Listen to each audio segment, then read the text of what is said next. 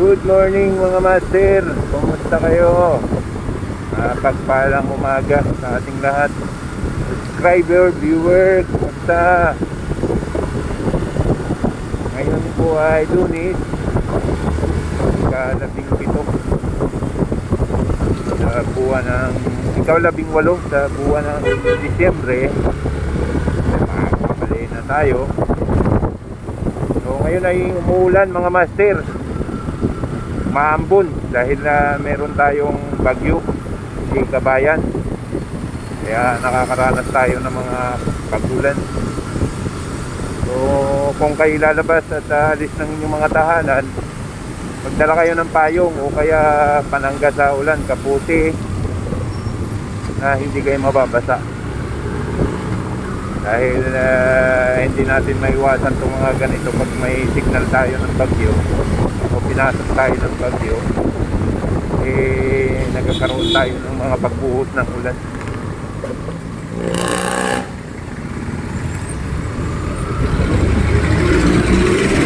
Ingat po tayo, ingat sa pagmamaneho, huwag pa dalos-dalos dahil madulas itong mga ganitong klase ng buhos ng ulan. Pitik-pitik, tikatik, kumbaga hindi naalis yung mga dulas, mga dumi.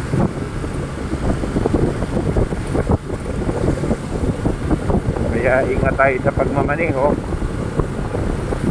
at nang maiwasan natin yung disgrasya. Nahirap na kasi pag ganito, tapos magmamadali pa tayo, madisgrasya, lalo malaking abala. Sa mga papasok ng trabaho nila yan at kayo nag-iinat-inat pa, bay tayo na dahil tanghali na.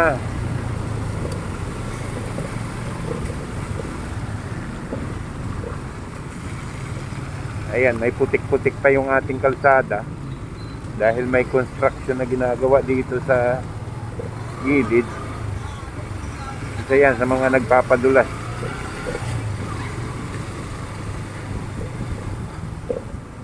Sa mga estudyante, siguro naman yung mga high school, elementary, mga nasa eskwelahan na yan. Yung mga college lang.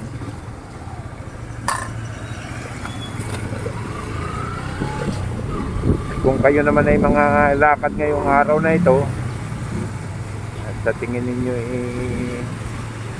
pwede ninyong puntahan kahit na ulan, ay gumayak na, tanghali na. Ako na may uuwi na, kunting inot-inot lang. Ako'y nagkaputi na rin para in case na lumakas yung ulan, makatakbo naman tayo ng dire-diretso.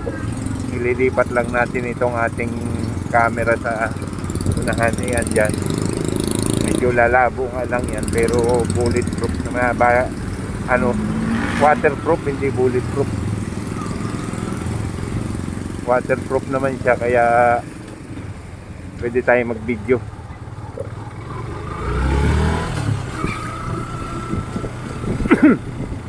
Sorry po. Kaya kayo mga lalabas ng tahanan, huwag po tayong kumpiyansa na walang ulan dahil may bagyo po si Kabayan. Nasa parte siya ng Visayas at Mindanao, kaya abot pa rin tayo ng mga pagbuhos ng ulan.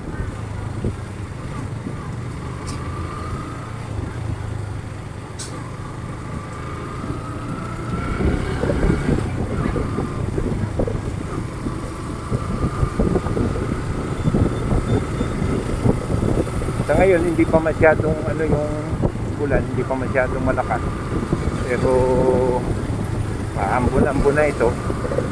Makakabasa-basa na rin kung kayo iaalis ng bahay.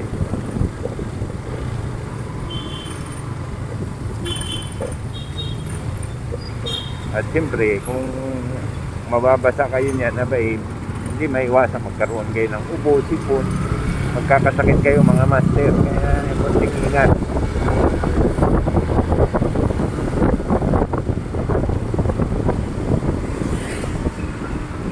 sabi nga sa commercial ay bawal magkasakit.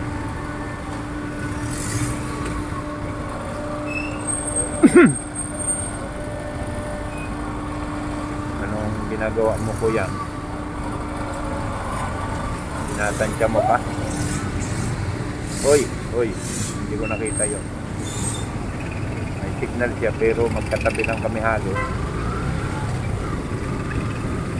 Hindi niya siguro napansin na may katabi siyang motorsiklo kaya bigla na lang muna.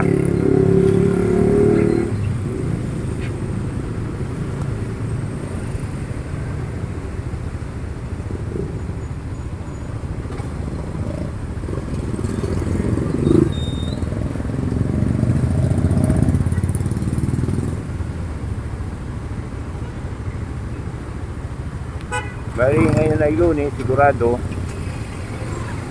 magkakaroon ng mabigat na pagdaloy ng trapiko yan mamaya-maya lang. Kahit wala na palang pasok ang mga estudyante. Oo nga pala, bakasyon na nga pala.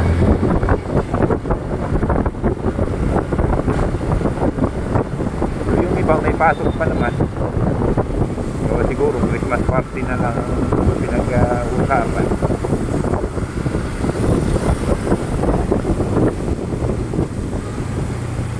O kaya nakapag-Christmas party na sila, bakasyon na nga. Kaumanhin, hindi ko po naalalang bakasyonan na ng mga estudyante.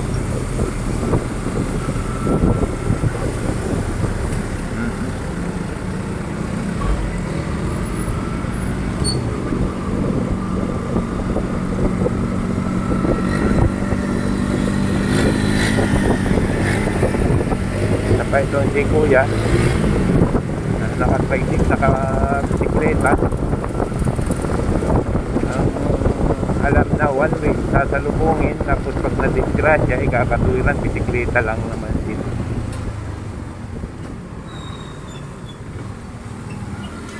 Oo nga, bisikleta.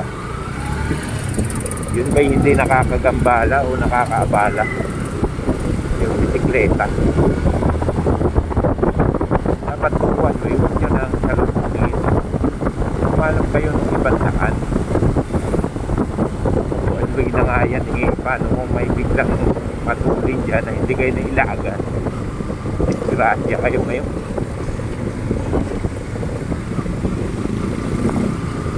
Ayun, nagkaputi pa ako pero hindi naman ganun kalakas ang ulan kung sakasakali lang na bumuhos. Abay, tuloy-tuloy pa rin tayo makakaabante dahil mahirap magpahinto-hinto ng kalsada. Baka masabitan tayo ng mga kumakarurot, mga nagmamadali.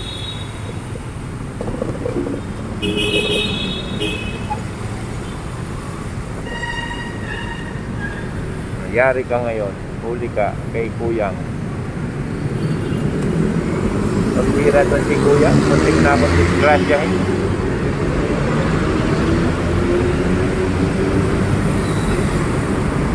Shout out sa iyo, Kuya Taxi. Ano kang taxi ka? ML Taxi. Shout out sa iyo, ingat-ingat ng konti pag mamaniho, baka makasabit ka. Diyan ka pala dadaan, diyan ka sa gitna. Malayo pa lang kuya, nasa kanan ka na para pag kanan mo wala kang madisgrasya.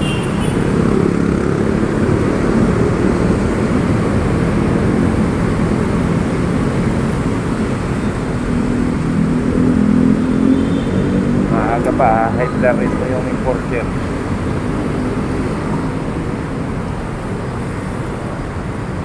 Headlarin mo yung video. Marami nang nahuli si kuya dito o nagbaba lang ang patay.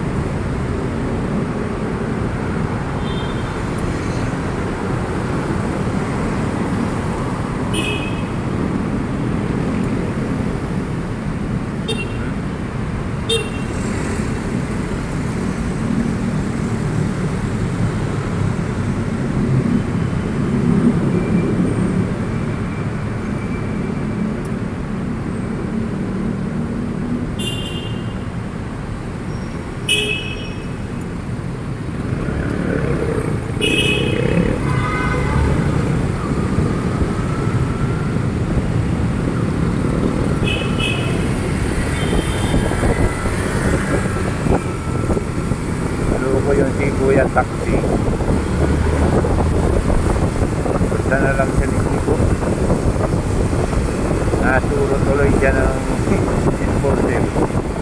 Biglang tumino. Ay nako. Bigla siyang bumalik doon sa kanyang linya. Siyempre, kung mahuli ka, yan ang sinasabi ko eh.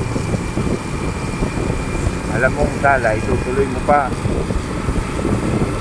Buti lang at hindi niya sinuloy ng tuluyan. Kung hindi, maaga siyang matitikitan. Lunis na lunis.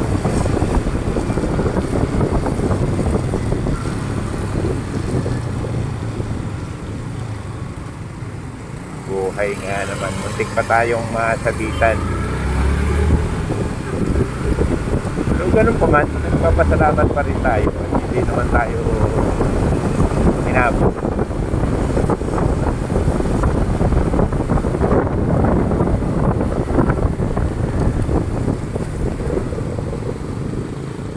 Ayan, medyo may tubig-tubig na yung mga kalsada natin dito. Yung malakas yata dito sa Manila yung ano na ulan na.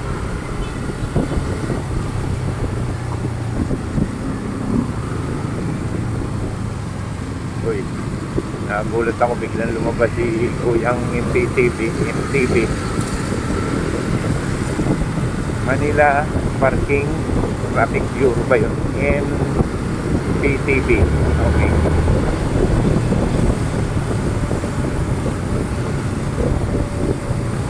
Nagulat ako doon biglang lumabas. Tatago yata si Kuya eh.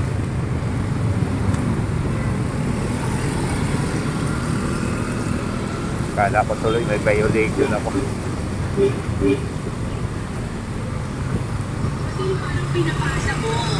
Ay, nakubuhay.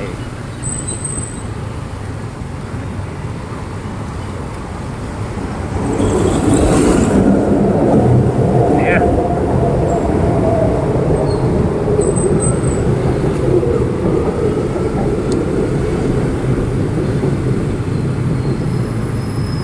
Ayun, dito naman una rin. Alam mo, bakit nilalagyan nila ng traffic light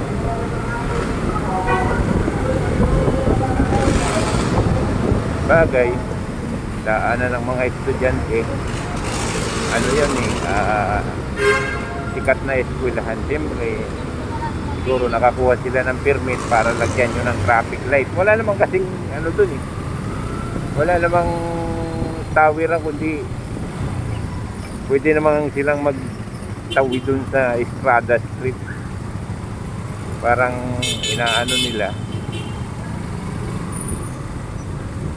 may kunting pabor sila dun. Bakit nila inilagay dun samantalang dun sa Estrada Street may traffic light, bali magkasunod.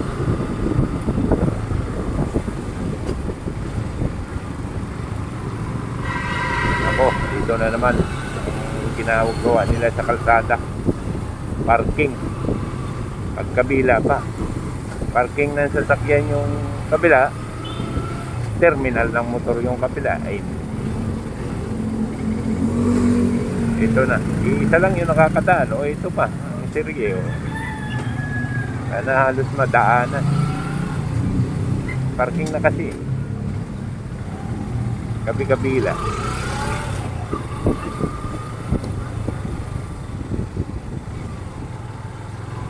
Kabila, parking. Isa na lang makakadaan, sa gitna na lang. Langanin na sa dalawa. Dito, pwede ang dalawahan dito. Hindi bali dito, maluwag talaga yung kalsada dito. Pwede magkabila, parking to. Saka parking talaga yung kabila nito. Itong kabila lang, hindi.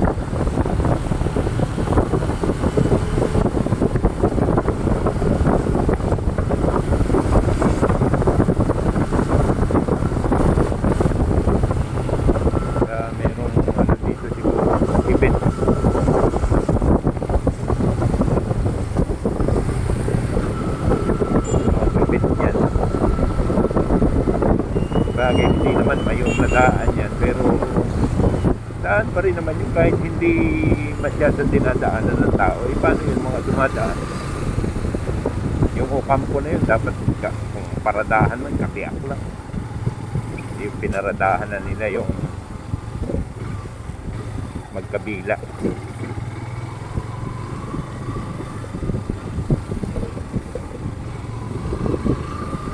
Muli mga master, bumabati ako sa inyo ng isang magandang umaga. Sumahatin ang pagpapala ng buong may kapal. Paalala po ulit, magdala po kayo ng payong dahil umulan-ulan nga, umaambon-ambon. Kaya abutin sa labas. Salamat po.